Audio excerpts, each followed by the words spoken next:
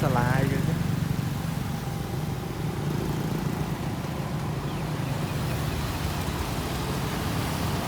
đi cái hai xà la bậc phong sắc xa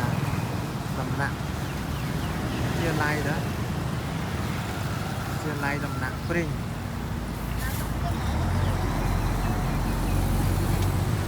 bông ôn nè thưa ở ca ta nghe ổn trạng còn một tình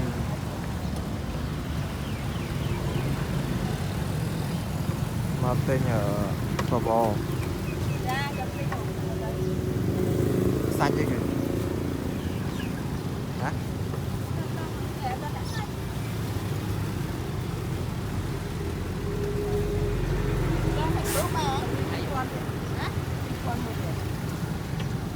phò con phải chỉ chuyên ngành nên là một tình tràn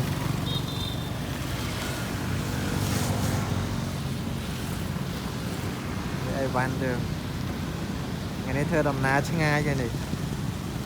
thơ đầm ná từ đó khai xem được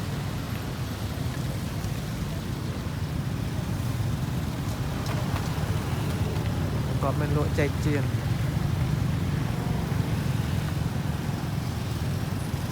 hoặc lang mà phòng môi pơ mà nè xâm rọc cái thơ ca rong chạm chờ nè ở đây vị chia lại nụ chia lại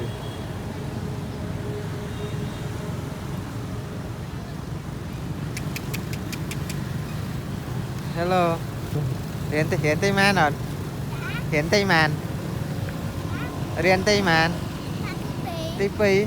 hiện cho lấy man không riêng rồi chạy chiên gọi tận đầu xong thò tới nha phụ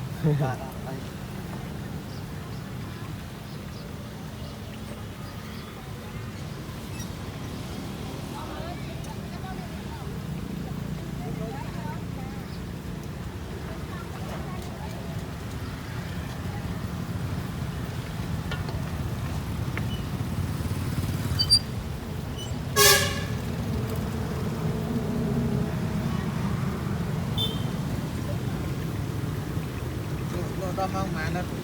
nhom lụa mặt rắc này bạn nó lên lụa mặt rắc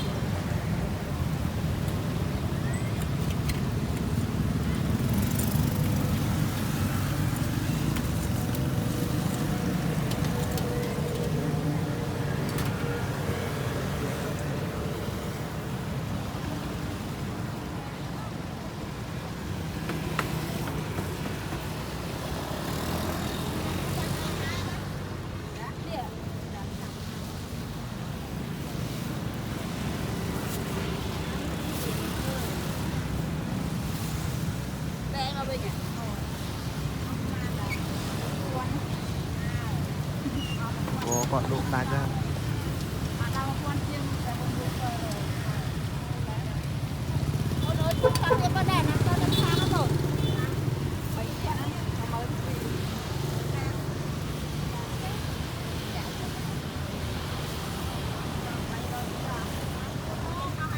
sơ là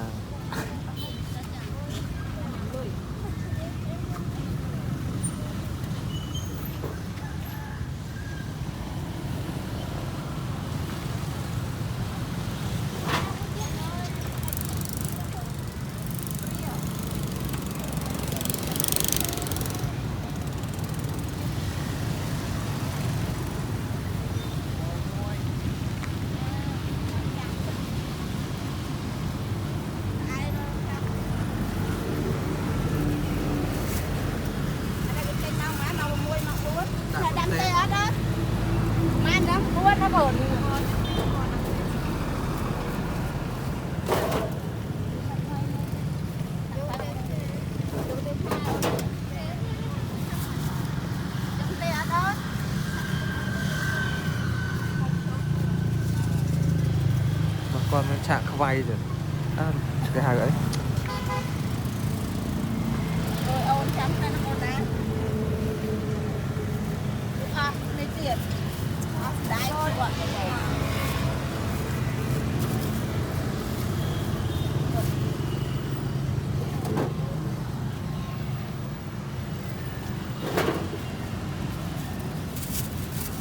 มันมันคนแก่เนี่ยมันราคาใจบอก ពីគាត់ เป็นปีจ้าเป็นใจ ចាំមួយចានទៅអត់ เขาไปจะอ่านเขา សល់បាយ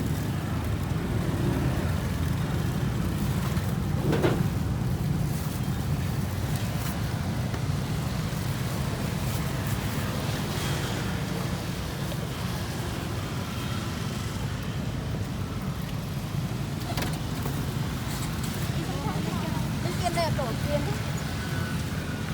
ចានអត់ទេ แกจะได้เอาปีปอนแถมไปปอนปีปอน គាត់ទៅអត់ ปีปอนใส่ปลาบองตามไหลตึกเลยปีปอนครั้ง ពីគាត់ទៅ ปอนครั้ง Có luôn mấy con ăn luôn. Ăn đi, con con nó. Hôm nay thì nhà tôi đánh.